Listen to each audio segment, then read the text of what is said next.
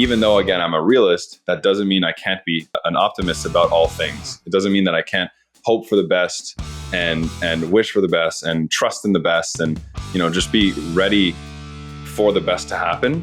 And I think about like Joe Dispenza, and he talks a lot about like peace and trust. And like Joe Dispenza is definitely an internal optimist. Like that's all, like a lot of what his whole thing is. Like, you need to stay eternally an optimist to manifest and bring into your life the things that you want. Ladies and gentlemen, welcome back to another episode of the Eternal Optimist podcast. I'm your host, Matt Rincon, and today we're going to go deep down the rabbit hole and talk about things that can give us hope, things that can show us that you can do it too. I have an amazing guest today, a fellow front row dad, someone who's recommended by our podcast producer, Hector Santiesteban of Amplify Media. Just a little plug for them out there. I've got Oliver Wolf on today, and Oliver is a sales genius. He has his own company where he teaches sales to organizations, goes in there and helps them to revitalize and train and work through their sales organization. He's going to go, and I might have butchered that, by the way. He is going to go and share with us some of his story today, and we're pleased to have him. So, Oliver, welcome to the show, my friend. How are you today? Yeah. Thanks, Matt. Good. Yeah. I mean, just funny you asked me that. We just had this whole philosophical conversation around that question. Yes. But I am like relatively good. How are you today? And, I'm good. You're good. I don't like that. I like to go deep down the rabbit hole. Yeah. So tell us, how are you today? Yeah. Yeah. So again, I mean, relatively fantastic and then relatively terrible, as I was saying earlier, right? I mean, it's so much of like what you choose to choose. It's kind of up to me what I perceive as what's good and what I perceive as what's bad, and focus on the good and appreciate what I want to appreciate.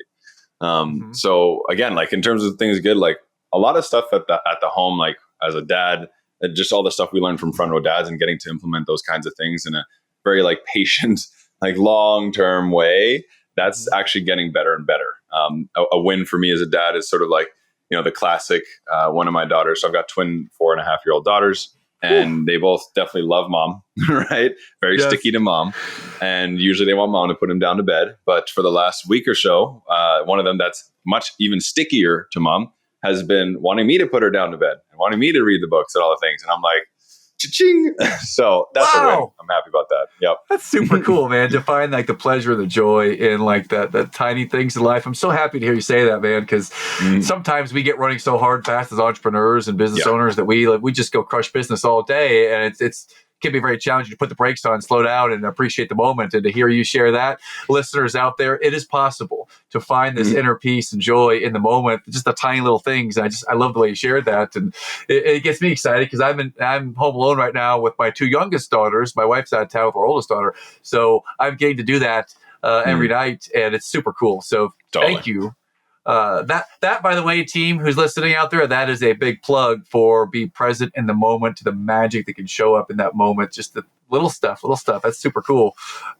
You said relatively terrible. Like what's the challenge in the moment right now for you that sticks out? Yeah. I mean, as mentioned before we hopped on, like different things here and there. But overall, the biggest one for sure right now is, so we run a high ticket sales agency whereby we come into generally coaching, consulting, and expert businesses, and we get them to outsource their entire sales department. And the big thing that's happened lately is I don't like to blame the economy. Like one of the things that I'm choosing to believe in is there's never been an economy where nobody won, right? No matter where the economy was, there were always winners. Therefore, there is always a way to win in any economy. So I'm choosing to continue asking myself, how can I win in this economy and such? And being a high ticket sales agency in an economy where there's massive inflation and all these kinds of things going on is challenging, to say the least. And it's resulted in our revenue being half as much as it was in January today. And so that's definitely like, getting us to really, again, question all that we're doing, how we're doing it, all that kind of stuff. So it's empowering in that way. We get to just rethink how we do everything. Nice. But it's definitely challenging, and it's definitely terrifying. It's terrifying and it's challenging. And note here, listeners, is that it's also empowering. It's also challenging you to think. It's also challenging you to grow and Yeah, and ultimately that's what we as entrepreneurs choose to do. I mean, it's great, and then the high times and when it's challenging, we have to think and grow and learn. And I'm glad Yeah. that you can lay that out for us as a real time, like real world friends. Oliver's super successful at what he does, and in real time, he can share that. Yeah, it's challenging right now, but nowhere is there like a Yeah. break or hesitation in his voice. Nowhere is there a crack in the armor. It's we're learning, we're figuring things out. Is what I'm feeling by being in his presence. So, well, and it reminds me, I don't remember the exact name of the book, but it's the book's topic talks about the power of constraints and how innovation only happens in constraints, right? Like when there's too much resources and too wide of parameters, little innovation is needed because it's just like, wow, it's easy, it's doable, right? yeah. But when you have these constraints, these pressures and such, it forces innovation and creativity and streamlining. And me personally, like in my organization, so I'm the co-founder, I'm more the ops guy. I'm like the COO. I love operational efficiency is what I eat and sleep. And I love all the things, streamlining and systemizing and simplifying. Yes. And so it create like these constraints force us to think more operationally savvy so that we can get more out of less, right? Mm-hmm. I love it. It reminds me, just thinking creatively and thinking when things are abundant, anyone can look like a genius, anyone can succeed. Totally. But when it's contracting or when it's challenged, we really are challenged ourselves to innovate. And I think back to COVID in 2020, when kind of everything changed on that stay-at-home order that was issued in the state of North Carolina back in March. I think it was March 19th, 20th-ish, something like that in 2020, where literally my wife had to stay home. My nanny couldn't come here anymore. We had to do the 3 businesses that we run while parenting, 3 young children at the same time with us having to do it. And I know that sounds maybe simpler than what some others had to deal with. It was still a challenge, and we had to innovate. And everything's relative too. It's all relative. Like compared to where you were before that, that's relatively a massive shift and a massive challenge. Yeah, it certainly was. And it was an opportunity. It was the gift that was given to us, the opportunity to innovate. So let's dig back out for a second here. I'm going to go back to what the normal script might be for our show. Sure. And I'd like to just focus on you for a second, Oliver, and ask you the question I like to ask everyone. If you can go back in time, and it could be, we can stay right here in this challenge we're talking about now, or you can go back to birth, just anywhere in your past. I'm looking to kind of hear a story from you of what was the hardest stuff that you've had to endure and overcome in your life? Like what really comes up for you that's just like, man, that was challenging. Yeah, for sure. What comes up when I ask that for you? Yeah, well, it's actually great timing. I guess we could call it great timing in terms of, I just wrote a post about this. I felt really compelled to share it for XYZ reason. But in my mid to late teens, I went through a few years of a suicidal phase where daily I would find myself, picturing the end for me. And again, I came to what I now in retrospect called sort of conversing with death. And and what's I find so interesting when it comes to like the world of being sort of suicidal and such is it's like, you wouldn't have known from externally. My closest friends knew. It was to the degree where they were like, hey, like we can't really risk leaving you alone, especially if there's any level of heights nearby, because we knew that if I was going to do it, it was going to be from jumping. That was definitely the way I was going to go. And I'd visualized it enough times. I'd seen myself write the letter. I've seen myself think about who I was going to give it to. I saw like how people were going to act when they saw me passed away. I saw my funeral, like all of it, right? Like I said, I was, again, in retrospect, really what I realized it was, is I was conversing with death. I was just having this very intimate dialogue with death. And so naturally that was extremely challenging, daily crying and all these kinds of things. And so in terms of sort of coming out of it, it's sort of... Well, Oliver, I'm sorry to interrupt. Before we come out of it, how did you get to the place where that was the option or the thought? Yeah, because from where I sit on the outside looking in, I see, and granted, this is years removed, but I see confident man, a successful man, good-looking man, a man that I respect, I listen to, self-aware. I mean, that's what I see now. But going into that stage in life, like, how did you get to that place where you were conversing with death? Yeah, that's a great great way to frame the question. Thank you. Um, two things come to mind. One was just purposeless. So like no Okay. purpose, right? Really like I came into it and I was following the trend, like the classic, like go to school, like do the things, get the grades, like da da da da da. Just feeling like I was just going through the motions and feeling no sense of like, why am I doing anything? Right. So there was this Sure. huge lack of purpose. That was one. The other thing was I didn't have anyone else to be excited to support, serve, or be a part of. I was very much like me, myself, and I, and not Okay. even from a space of like ego, but just from a space of like, I didn't know how to care about anything more than myself really yet. And Okay. I'm in retrospect, again, I find that it's like the more we care or the more we seek to serve and support and care for others, the more love and gratitude and appreciation we kind of find. I don't want to get too like, ooey gooey and all that stuff, but it's just that the more that we find reason to support others, the more we find reason and purpose to our lives. And so I made this transition soon thereafter, but ultimately getting into there, that was the simple crux: is no purpose, no direction, no one to really care for outside of myself, and so forth. I deeply connect with that as a kid who grew up in a military family and had moved 17 times in 21 years and kind of developed this shell around myself to protect myself. And there was a lot of, if I'm an optimist, I'd say a lot of independence and a lot of opportunity for me to independently play. And, I made the most of that, but still, there were times when, it was just me. And how many times can I go back and read a book or play a video game or write in a journal? There was some purpose around connection with people. I couldn't quite put my finger on it at a young age. So I'm with you on that. So and you were we're there. social beings, right? And so for sure. I used to not believe that because I would get hurt so much as being this kid who's a little bit nerdy, a little bit loquacious, and someone who's a kind of a pleaser. At least I was growing up, and I thought that. If I could be kind of the class clown or the friendly kid that everyone might be friends with and like, then I'd be okay.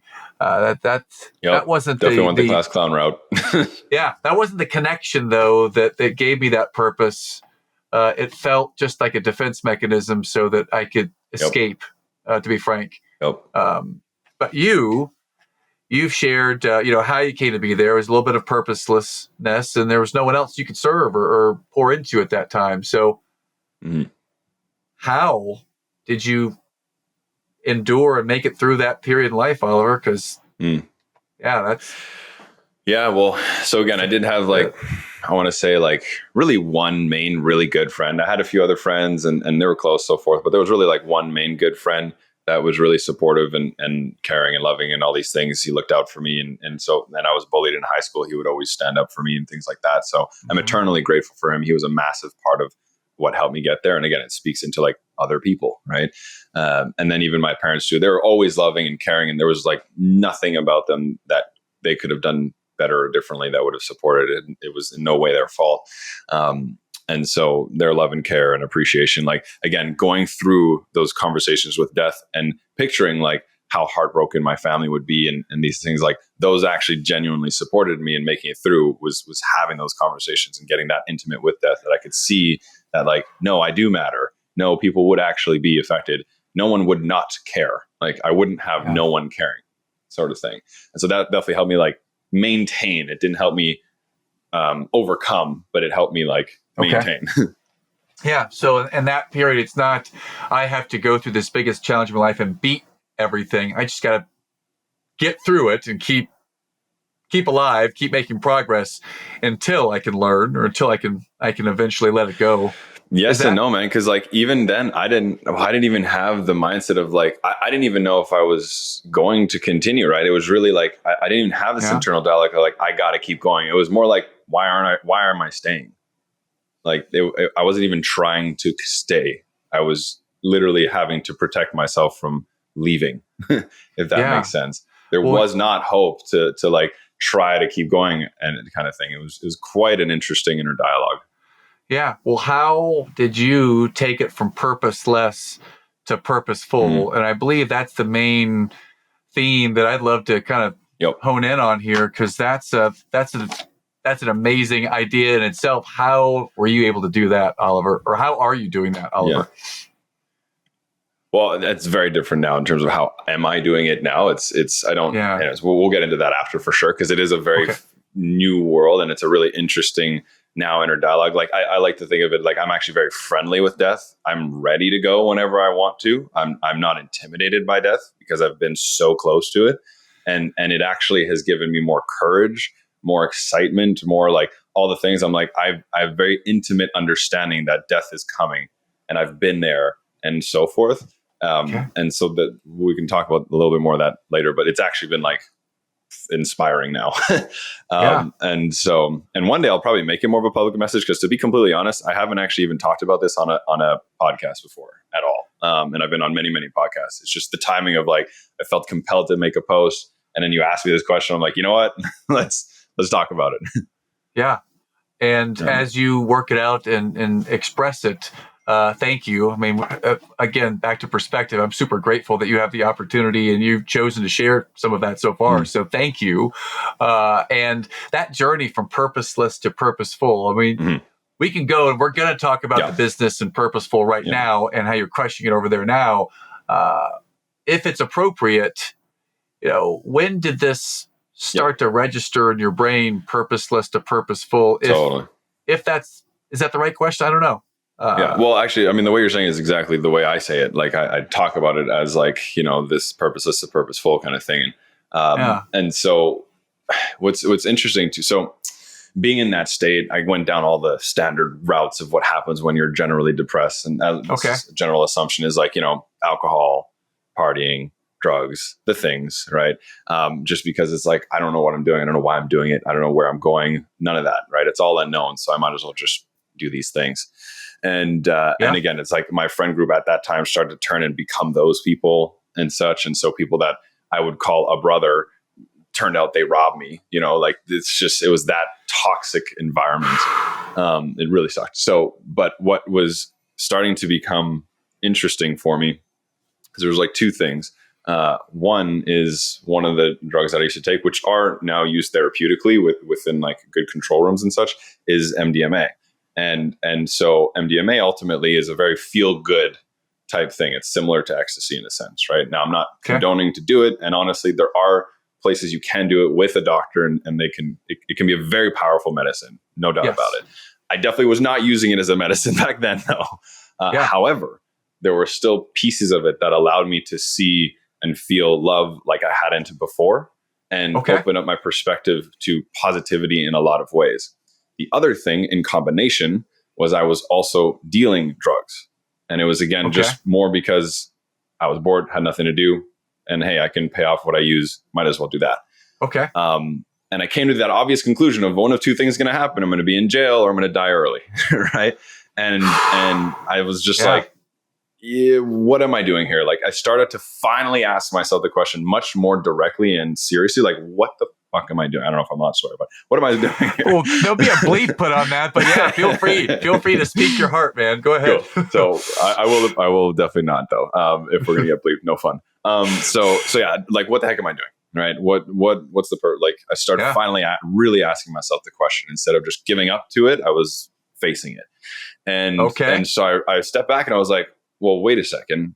I'm running a business. I have a product. I have clients. I have suppliers. I have employees. I have a whole business thing here. How do I do this legally?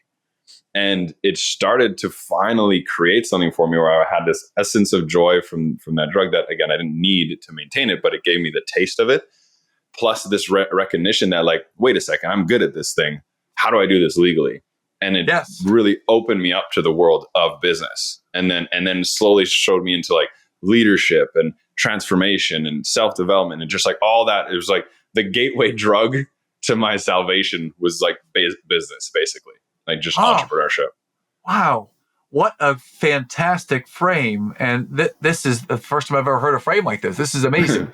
So purposeless literally drug you through drugs and coping mechanisms and entrepreneurism and kind of the shadow sits. And then purposeful, you got excited about connecting with others and learning business. And Yep. yeah, love it. Wow. Yep. And finding ways to like, because again, it's like that started to drive me, and then I started to like working in ways that built teams. So I created this little business called Green Tank, where it's like the tagline was anything you need, we will succeed. And it was literally like I did the randomest stuff. You know, it could be grass cutting, it could be tree cutting, it could be moving someone's flower pots from the second floor outdoor during the spring, like randomest stuff. And I hired my friends, and then there was like motivation and energy there. And I was like, wow, this feels fun. And then I just like scaled that, and I went into like college pro franchise, and I broke record. I mean, that's what a lot of these awards are. They're all like record breaking things that I did in different franchise and all that. And so it just really scaled. I was like, holy crap, like this is fun. This is cool. Like I can have fun. I can grow people. We can have fun together. We can go on adventures. We can make money. We can do like all these things. Like it's just, it's. Dude, I see you're lighting up like a Christmas tree right now. I mean, I can feel the authenticity and the energy just flowing out of you. And I don't know if you had that feeling when you were purposeless, but certainly I can feel it Definitely now. Not. Yeah. So I'm curious, as you started to break records and find in the legal business arena this excellence and this purpose. How did your conversation with death and your mindset around those more morbid topics, how did that evolve or change, if it did? Yeah, it's great. These are fun questions. Yes. Yeah. So again, I think it went from originally being a conversation around like, what does it look like to die, and what is my life, all that kind of stuff. What's it worth? All that, and again, to this day, like I'll have these conversations with death, but in such a different way that I'm just more like, it reminds me to be grateful now. Like it's really interesting. Like as I really try to like sit into it and think of the times where I'm having these conversations, it's like I'm reminded by how much I have more to give. I have more to be here for. There's so much left. Like it's not my time. And as much as I'm happy to have the conversation and witness what death can be, I know that it's not yet my time. And it would be a disservice to me, my family, my friends, my community, and the world if I went there now. And so it's only ever been motivating to keep going, to have these conversations and recognize like, no, it's not my time. So I can have these dialogues with it without fear. It's not, I don't feel resentful. I don't feel shameful about these conversations with death. Cause I think there's a lot of shame around suicide, right? Like people don't really talk about it much, obviously. And that's also part of what's causing the problem. And so I don't feel shame, and I don't think there should be shame about it. I think that conversations with death should be a little bit more accepted, because I think a lot of people are doing it without any support on how to do that. How do you have a conversation with death and leave it feeling better, not worse? Wow. What a fascinating journal entry. How about I have a conversation with death, or a conversation with myself around any mortal topic or around any challenging topic in such a way that brings out my truth or just brings it out. And thank you for having the courage to share this with us, because I'm sweating in the back. It's great. Well, this isn't a light dinner topic. This is real stuff. So I appreciate that, and thank you for diving into the deep end with us. So I want to go to the other side of the equation and tap into this energy and passion, this love that I'm feeling that comes out when you're talking about business and growing operational efficiency and helping people with their sales organization. So I'd love to kind of go into that first. What is the name of your business, and what's the purpose of your business, Oliver? Yeah. So there's the business I've co-founded, which is Beyond the Peak. And then there's my holdco, which is the Wolf Syndicate. But as much as it's a holdco, it's still like, it's my personal brand representation. And then Beyond the Peak is sort of like a more, offer brand, if you will. Okay. And so Beyond the Peak is an organization. Again, it's an outsourced sales agency whereby like we'll have our big luxury done for you white glove service agency offer. Okay. And then there's the break off of those things. So we always think of it as our sales agency comes in as sales team, sales systems, and sales strategy. right? So again, it's a full department, not what a lot of offers are, is just like a salesperson or this, that, the other on its own, and that's it. We can come in and actually take over the entire sales funnel as a whole kind of thing. Again, not the marketing, not the lead gen, and not the actual like fulfillment, but everything in between. Okay. And so that's that. But then we break it off into like, okay, well, maybe you're not at the scale where you actually can even, it makes sense to have a department, like a sales department. A lot of businesses, they just need a salesperson or a simple tech stack, or they're doing the sales themselves. You know what I mean? So, so we've broken off those three things of sales team, sales system, and sales strategy into individual offers. So, hey, you need a tech build out because you don't have the tech experience on your team or just don't want to hire a tech person. We can build it out for you and make it that it runs. You need a single setter or a single salesperson or a single VA or system engineer. Those are the four things we hire into our agency.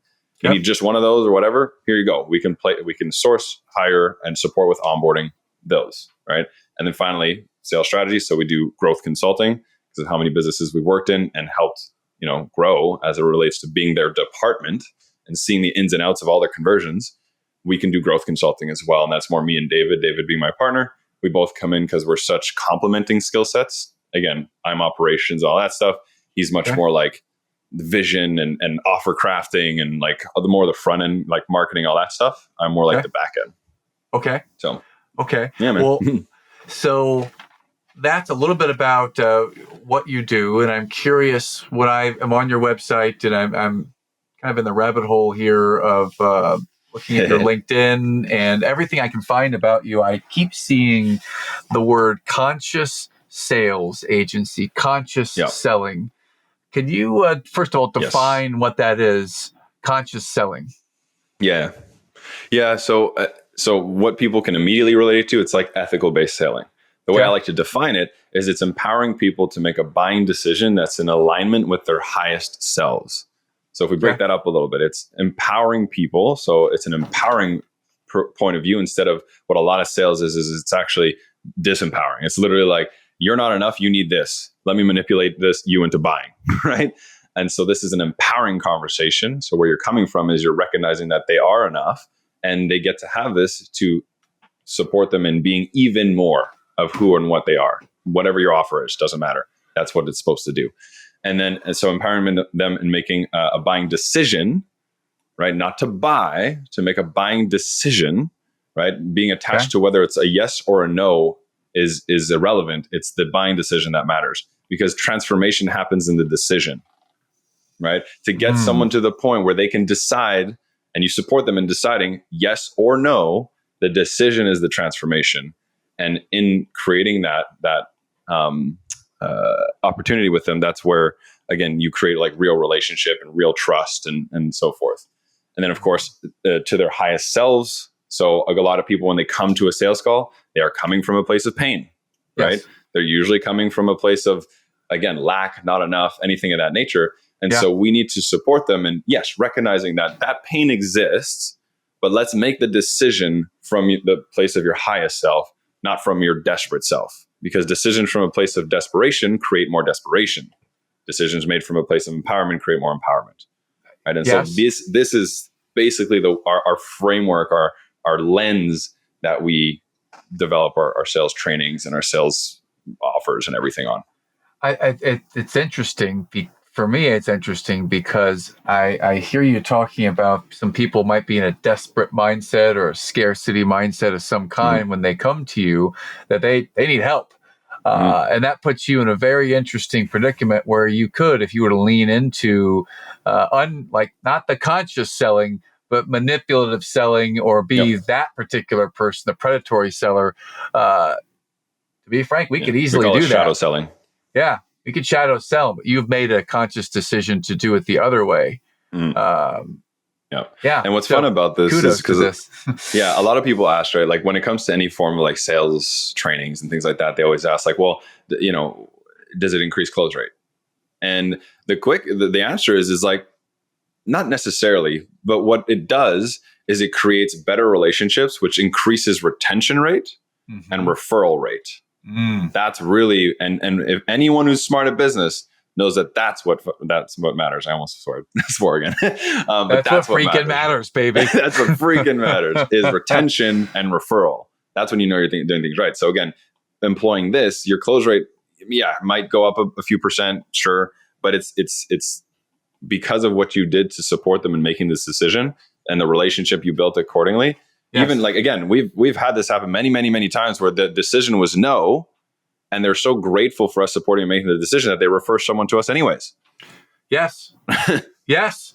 And that may sound like a crazy language out there to some of you listening. Like, how do you get a referral when you get a no? Learn from the master, Oliver, and his team. That's how. I mean, learn to do it with them, for them, not to them, and you might have that opportunity. So I'm glad to hear you talk about that. This is real professional selling, ladies and gentlemen. It's empowering them to make that transformative decision. It's not just raise the pain so much until they can't take it anymore and they have to say yes. And now you've got them you don't have them in an interdependent relationship.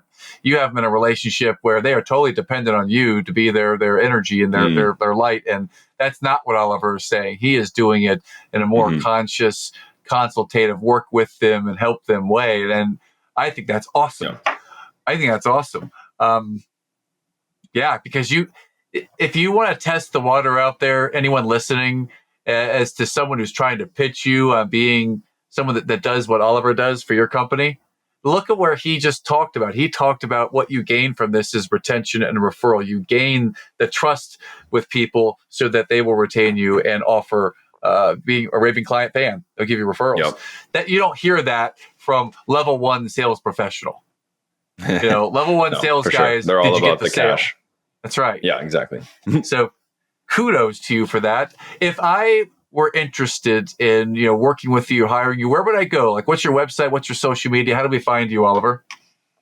Yeah. So, I mean, if you're interested in all the conscious sales stuff, the best place to go is actually, we have our website, the domain we bought for this. So it's more like a line. It's called conscioussalesteams.com.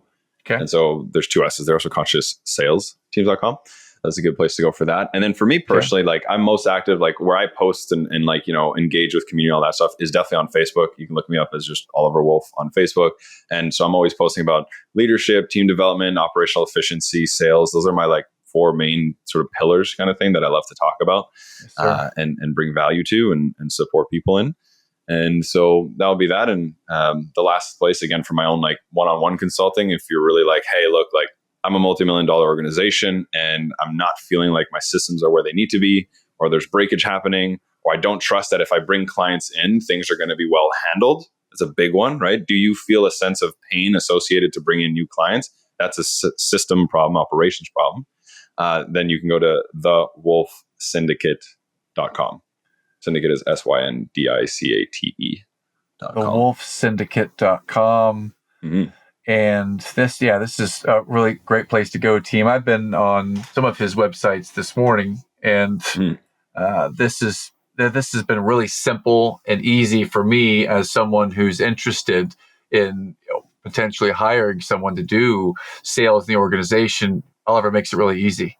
Just talking with them, it's easy. And we went into some deep stuff, and you have to see through the hardest times what kind of person comes out the other side. And this is the team out there who's listening that you can rely on to help with your sales stuff. So please reach out to Oliver there. Oliver, do you have an offer for our listeners? I believe that I saw something poking around there. Anything that our listeners might reach out to first to get them interested? Yeah, I mean, we do have a couple lead magnets, of course. I'm trying to think. I think one of the ones that people appreciate a lot is what we call the hero questions. Okay. And so it's it's basically a series of questions that you can ask during your sales call that are from this space of like empowerment and so on and so forth that support in discovering what you need to discover to be able to support them in making their buying decision. And so that's probably the one I would say is best. Heck yeah, the hero questions. And we find that at thewolfsyndicate.com. No, I'll get you guys a different link for that. Maybe put that in the show notes, but I can do. Yeah, and you know what? I could even call it. I think I have it actually already. Just give me one quick second. I think I have it saved here. Worst case, I'll make it beyondthepeak.co/hero questions, Matt. Yes, sir. Call it that. Fantastic. And these are the questions, team, that just give you a little bit different lens that can serve you. And if you like that, that's just a sampler teaser of what Oliver does. And he's really shown up today. If you can watch on YouTube, you can see the authenticity here, and he didn't hold back. And we went to an unscripted place today. Sometimes you get on these podcasts, it's like I get the same message over and over again, but we didn't do that today. We went deep and real, and this is a lot of respect for you, my friend, for that. Yeah, brother. Appreciate you. Is there a question that I didn't ask you around sales, around your business? Is there something I didn't ask that you'd like me to ask, or you like to answer?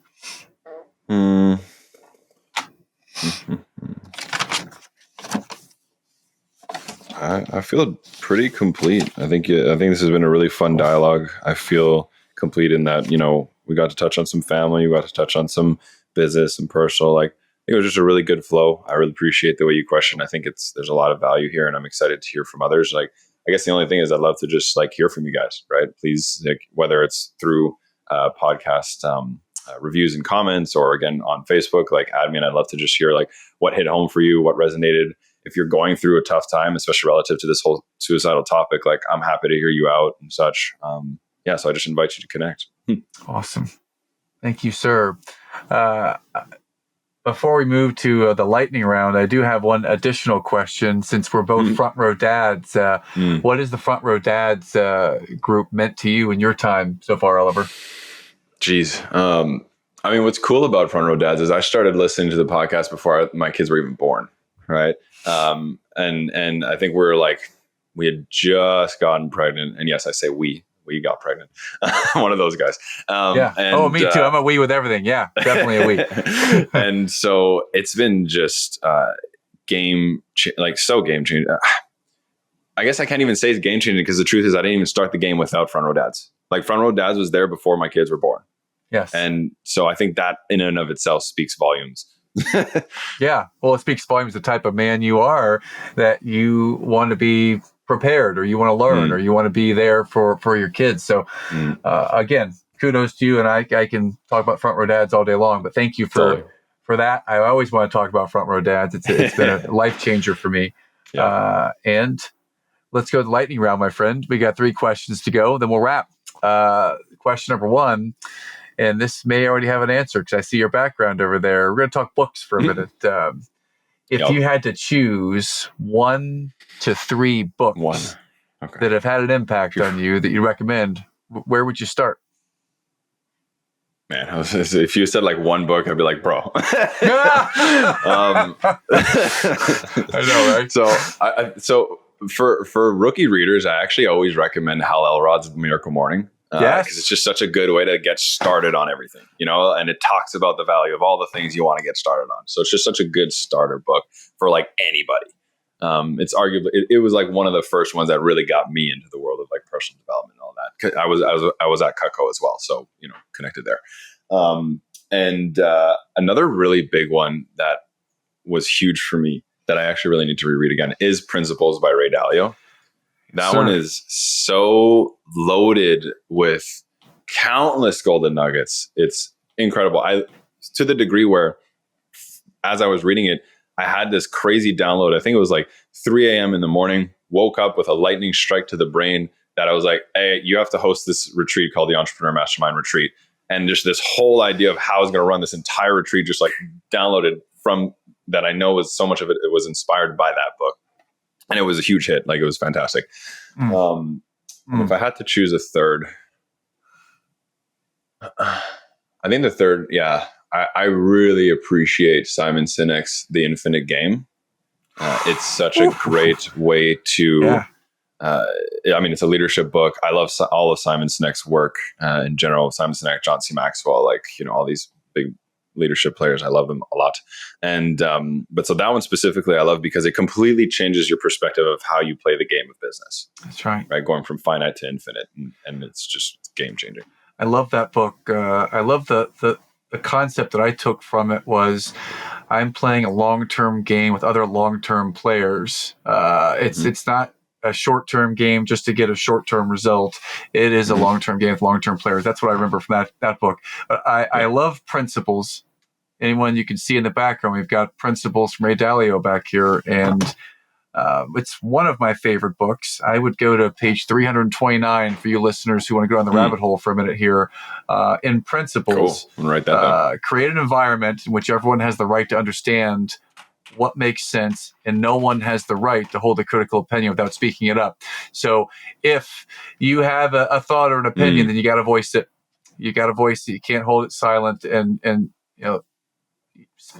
plant seeds in the background. If you have an opinion, come forward and talk about it. And it's our job as leaders to create the environment, make it safe enough that we can come and have a real discussion. Exactly. So, man, I'm so glad you said Principles, one of my favorite books.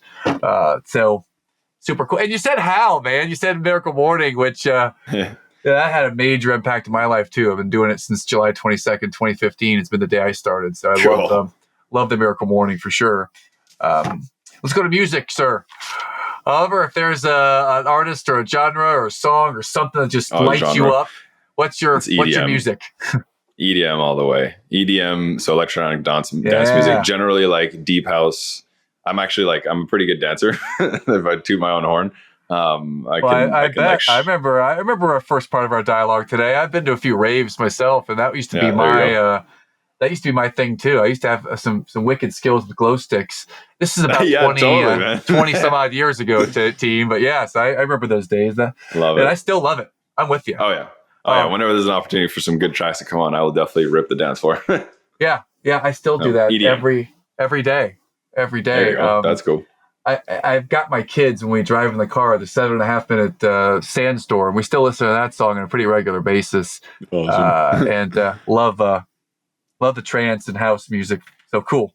Yep. Cool. And it just keeps me focused a little bit too. Like when I'm working and crushing out some because there's not a lot of I like it when there's not a lot of lyrics, or if they're generally repetitive, because then you can just it's totally, you're dialed in. Yeah. And it operates at a pace that my brain operates at. So I'm with you there. Well, we're down to the last question. So I'll ask it, and then you have the last word, Oliver. So here it is.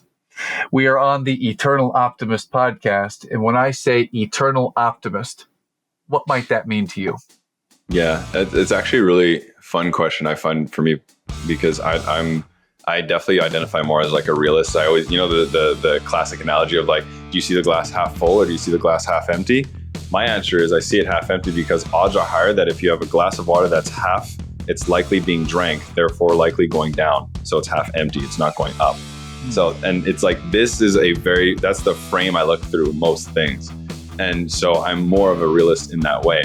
But what I like about the eternal optimist and being eternally optimistic, the way that I'm perceiving it and thinking of it, is even though, again, I'm a realist, that doesn't mean I can't be an optimist about all things. It doesn't mean that I can't hope for the best and wish for the best and trust in the best and, just be ready for the best to happen.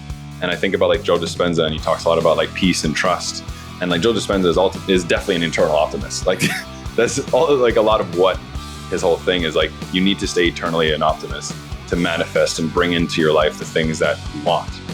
And so that's what resonates for me, is like, and it's actually something I'm practicing more and more now too, because I'm more of a realist, to be more of an optimist. So again, ultimately what it means to me is it's trusting that good things are coming always.